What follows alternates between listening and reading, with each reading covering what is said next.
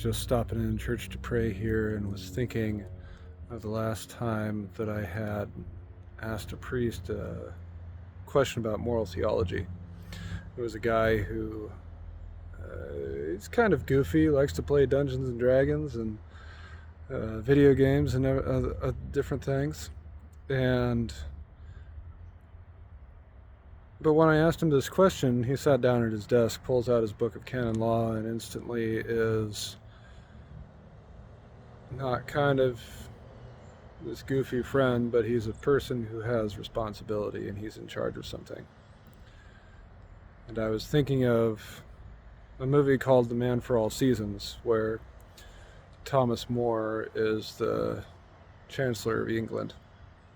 And he has all these robes he wears because he's in charge of something.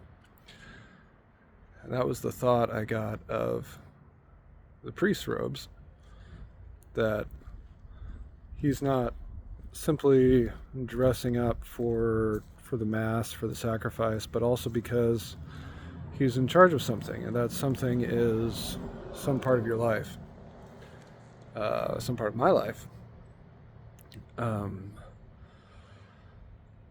That is, if we think of the way things used to be done, before everybody just wore a suit, robes were the thing.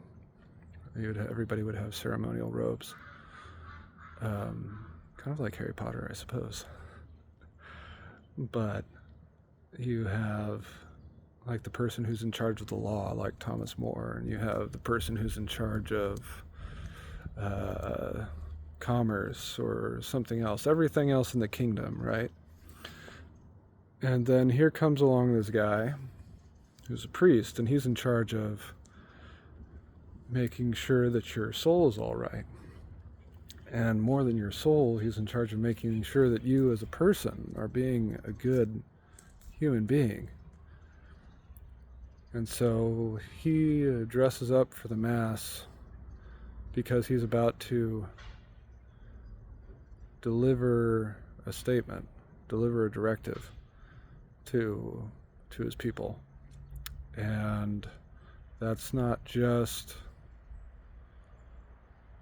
like a, hey, this would be nice. It's a, hey, you should do this, or you should listen to me, because it's going to define how good your relationships are, how good your business is, all of these things, because how you interact with the people around you, it's like the butterfly effect, right? Dropping a pebble in a pond.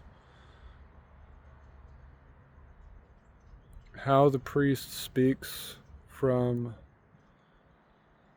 the podium is not only the sacrifice of the Mass, but how the priest speaks from the podium changes the whole way his congregation operates. And that's an important thing. That's something that deserves some ceremony to prepare for and listen to try and make the world, that parish, a better place.